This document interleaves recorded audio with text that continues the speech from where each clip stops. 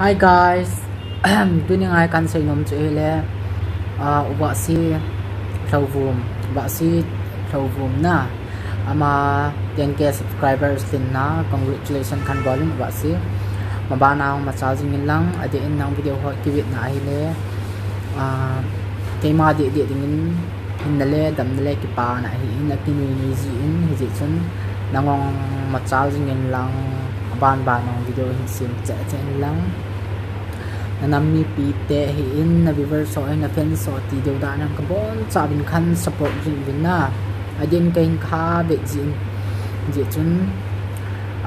below lai honong subscribe han lang share han lang views is za kai pan the the na pangutin kito sot singutin wa siong ma cha jing han lang ka sang ai zo le phazo video ng sim che han ki chu khan is congrats. Hello, loyal party ho jau si na bon chawen ni khopa tunya kan se nom chu hi a hele nonga wa si in YouTube channel langa 10k athin na chunga ti pa thu kahin sin na nonga wa si jong hi YouTube na hongbola ko hian lang na hongbola pana pathinin tuni chan 10k na thin na chan ge ahin pui thung sin nangzalin pathin thangba na ka pe in a hi apeng le hi YouTube channel nang hon lon a kona hi loile pai ngai lu loile pai to ki hebe jing en lang loile pai to ki ngai lu na nei be jing en lang loile pai hau be jing en lang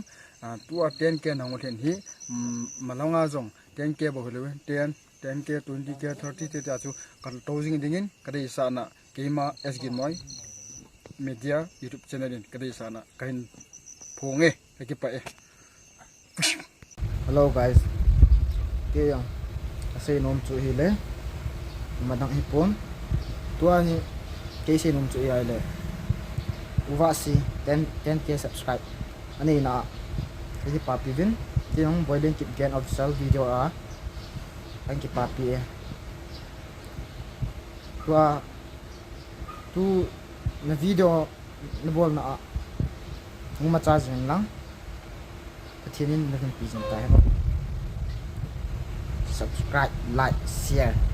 kan bol pizin he nguma charge ngole ho wasi